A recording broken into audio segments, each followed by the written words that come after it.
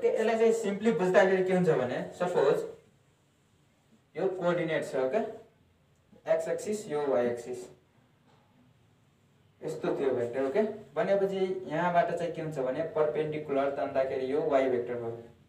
यो चाहिँ x vector suppose ए x vector यो बी वाइ भेक्टर ओके हो भनेपछि एक्स को कम्पोनेन्ट चाहिँ के थियो यो सपोज यो चाहिँ आर छ भनेपछि के आएको थियो आर कस थीटा थियो है यो एंगल थीटा छ भनेपछि वाइ को कम्पोनेन्ट कति आएको थियो भने आर साइन थीटा हो आर साइन थीटा भनेको यो यहाँ यो साइड वाइ नै हो वाइ कम्पोनेन्ट भनेको यो के भयो बी वाइ भनेको के भयो आर साइन थीटा हो यहाँबाट चाहिँ सिम्पली बुझ्दाखेरि चाहिँ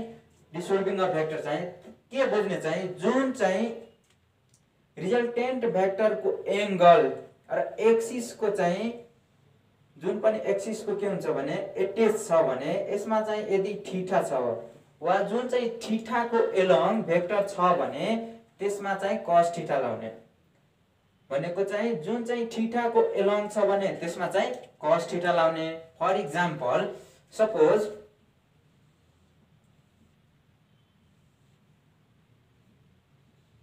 यो भेक्टर f छ यो चाहिँ y एक्सिस यो x एक्सिस छ भने यसमा चाहिँ थीटा चाहिँ के y को एलोङ छ y एक्सिस को एलोङ छ भने यस यतातिर y एक्सिस मा के हुन्छ भने cos थीटा हुन्छ भनेको चाहिँ यसको रिजल्टेन्ट f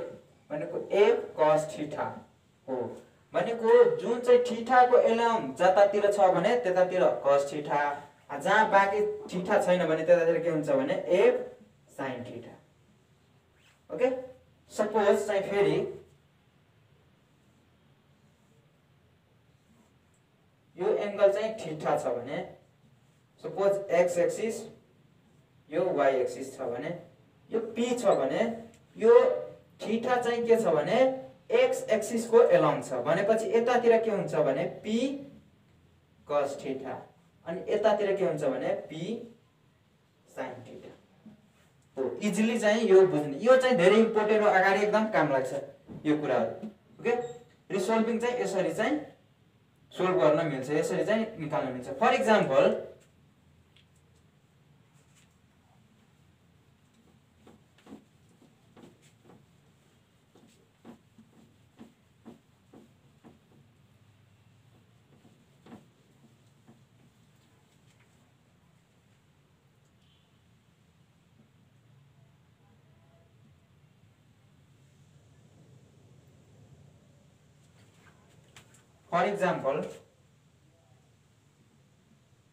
यहाँ चाहिँ कुनै गाडी छ ओके कार छ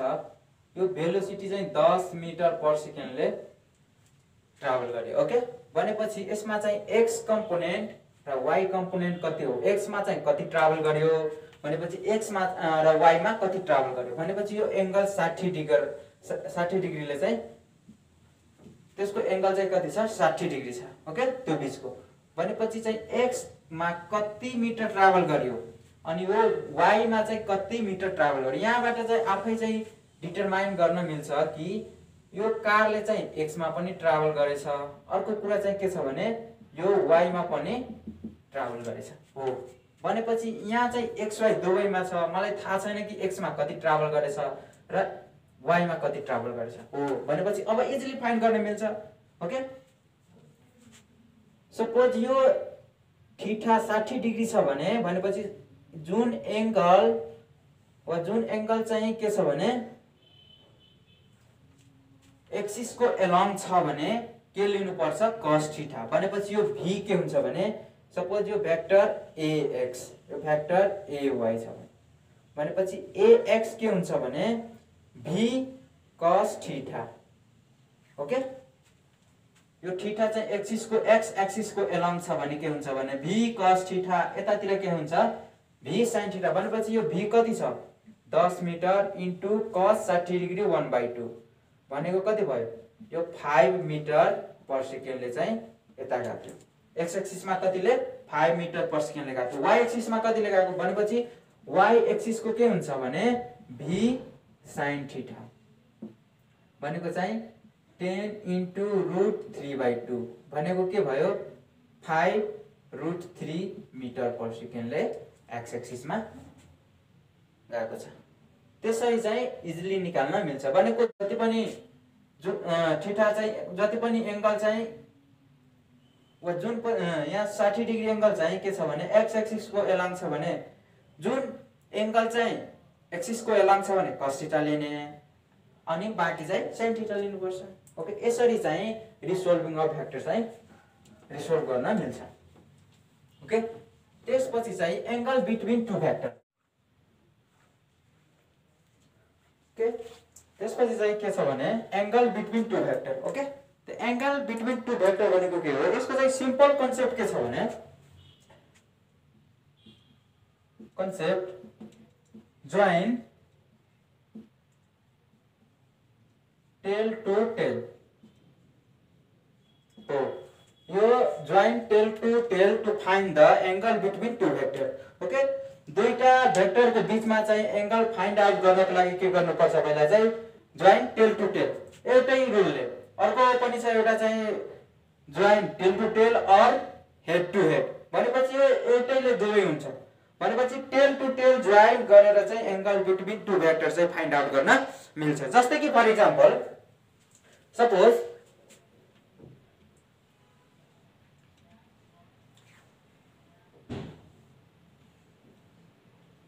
भेक्टर ए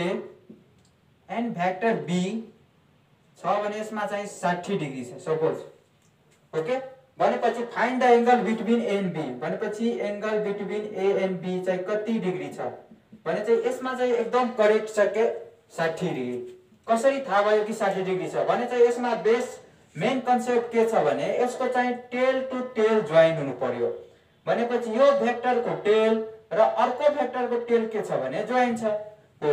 भनेपछि जोइन हुँदाखेरि के हुन्छ भने त्यही त्यसको चाहिँ एंगल हुन्छ। ओके, जुन दुईवटा भेक्टर बीचको चाहिँ टेल टु टेल जोइन छ भने त्यो भेक्टर को जति एंगल छ त्यही एंगल हुन्छ। ओके, त्यसको सिम्पल कन्सेप्ट। अर्को कुरा चाहिँ यसमा के बुझ्नु पर्ने कुरा चाहिँ सपोज भेक्टर ए, यो कुरा चाहिँ अर्को लेक्चरमा पनि म भनिसकेको छु। Vector A suppose vector B vector suppose vector A vector B and vector C छ भने चाहिँ यो चाहिँ सपोज 5 मिटर छ भने यो भेक्टरलाई चाहिँ अगाडि गरेर शिफ्ट गर्न मिल्छ। शिफ्ट गर्नु भनेको के हो भने चाहिँ जति पनि सेम म्याग्निट्युड र सेम डाइरेक्सन छ भने यो भेक्टरलाई जहाँ पनि लग्न मिल्छ भनेको शिफ्ट गर्न मिल्छ। भनेपछि यो भेक्टरलाई चाहिँ यहाँ चाहिँ लेख्न मिल्छ। भनेपछि यो कति 5 मिटर हुनु पर्यो र त्यसको डाइरेक्सन पनि के सेम हुनु पर्यो हो। भनेपछि यहाँ चाहिँ यस्तो चाहिँ शिफ्ट गर्न मिल्छ भेक्टरलाई। यो प्यारालल शिफ्टिङमा यो सबै कुरा म राम्रोसँग सिकाउँछु यसमा हो। भनेपछि सपोज यसमा चाहिँ इजिली टेल टु टेल छ भने चाहिँ एंगल फाइन्ड आउट गर्न इजी हुन्छ। भनेपछि यदि suppose vector A okay and vector B यो चाहिँ सपोज 100 डिग्री छ भने find the angle between A and B हो। भनेपछि यो दुई बीचको एंगल कति छ भनेपछि यहाँ चाहिँ head to head sorry tail to tail त जोइन छैन। भनेपछि जोइन गर्नको लागि के गर्नुपर्छ यो भेक्टरलाई चाहिँ अगाडि शिफ्ट गरिदियो भने त्यतिकै लेन्थमा भनेपछि यहाँ के हुन्छ टेल टु टेल जोइन हुन्छ। भनेपछि सपोज 5 मिटर छ भने यो ड्राइङ बनाएर चाहिँ 5 मिटर यो भेक्टरलाई चाहिँ यहाँ शिफ्ट गरिदियो। ओके, शिफ्ट गर्दाखेरि चाहिँ जुन एंगल हुन्छ अर्को कुरा यसमा के हुन्छ भने टेल टु टेल जोइन गरेर वा शिफ्ट गरेर चाहिँ जुन चाहिँ सानो एंगल छ भनेपछि small angle always be small angle हो। भनेपछि त्यो चाहिँ जोइन गरेर टेल टु टेल चाहिँ जोइन भयो। यो के भयो भेक्टर बी। भनेपछि यो दुई बीचको चाहिँ सानो एंगल जहिले पनि लिनुपर्छ। भनेपछि सानो एंगल के भयो यो भयो। भनेपछि यो त ठुलो एंगल भयो हो भनेपछि ठुलो एंगल लिनु हुँदैन भनेपछि सानो एंगल कति भयो यो सपोज 100 छ भने यो एउटा के भयो स्ट्रेट लाइन भयो भनेपछि 100 यो स्ट्रेट लाइनको कति हुन्छ 180 डिग्री भनेपछि यो के भयो 80 डिग्री भयो भनेपछि the angle between A and B कति भयो 80 डिग्री हो यसरी चाहिँ फाइन्ड आउट गर्न मिल्छ अर्को कुरा सपोज 1 र 2 अर्कोमा चाहिँ सपोज यदि vector A and vector B suppose 145 degree छ भने यसमा के छ भने टेल टु टेल जोइन छ हो टेल टु टेल जोइन छ भने यदि सोध्यो भने find the angle between A and B okay find the angle between A and B भनेपछि यो A र B को बीचमा कति डिग्री एंगल छ भनेपछि यो टेल टु टेल जोइन गर्नु पर्यो भनेपछि यो भेक्टरलाई चाहिँ अगाडि शिफ्ट गर्दिदा के हुन्छ भेक्टर A भयो यो भनेपछि यो B भेक्टरलाई पनि अगाडि शिफ्ट गर्दिदा भेक्टर B भयो भनेपछि यहाँ के भयो टेल टु टेल जोइन भयो भनेपछि यो 145 छ भने यो पनि के हुन्छ वर्टिकल अपोजिट 145 हो भनेको चाहिँ के भयो जति पनि टेल टु टेल वा हेड टु हेड भयो हेड टु हेड छ भने त्यसको एंगल के हुन्छ सेम हुन्छ भनेको हेड टु हेड लाई चाहिँ त्यो शिफ्टिङ गर्दाखेरि के भयो यहाँ चाहिँ त्यसको टेल टु टेल जोइन भयो हो भनेपछि यसको कति भयो 145 डिग्री हो भनेपछि यो angle between A and B कति भयो 45 डिग्री हो भनेपछि एंगल बिट्विन टु भेक्टर चाहिँ यसरी निकाल्न मिल्छ एकदम इजी हो ओके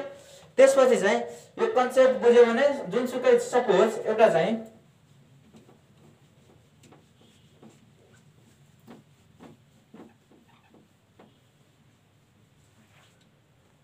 सपोज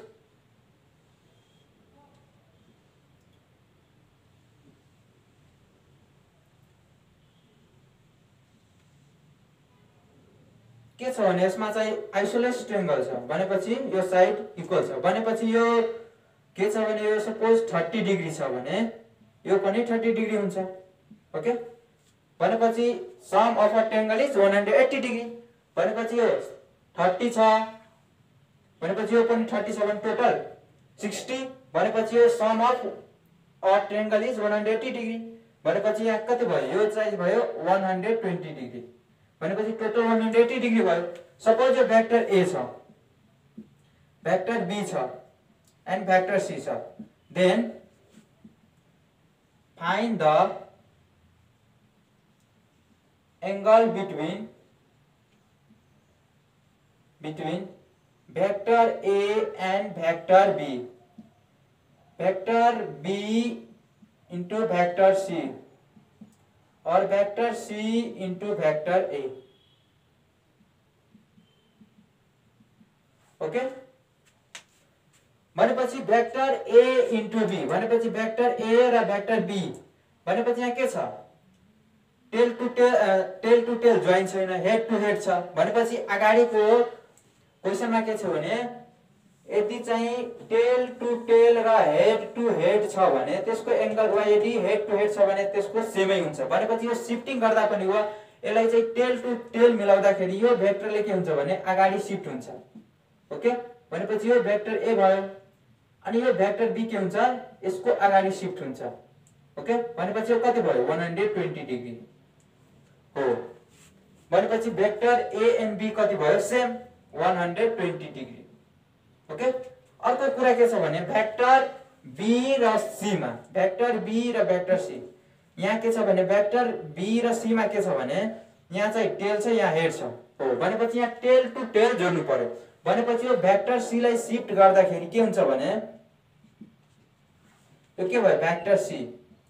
भनेपछि यो कति 30 डिग्री छ भने यो सम अफ सरी यो 30 डिग्री छ भने त्यो स्ट्रेट लाइन को कति हुन्छ 180 डिग्री भनेपछि यहाँ चाहिँ 30 डिग्री छ भने यहाँ कति हुन्छ 150 डिग्री 50 प्लस 30 180 डिग्री भनेपछि angle between B and C कति भयो 150 डिग्री त्यस्तै गरेर चाहिँ एंगल बिट्विन C इन्टु ए, सी इन्टु ए, यो त सेमै छ, टेल टु टेल के छ जोइन छ, यसमा के छ टेल टु टेल जोइन छ भने 30 डिग्री हो, 30 डिग्री हो। यसरी चाहिँ एंगल बिट्विन टु भेक्टर चाहिँ फाइन्ड आउट गर्न मिल्छ। ओके, एकदम इजी छ। ओके, थ्यांक यू, आजको लागि यति मात्र।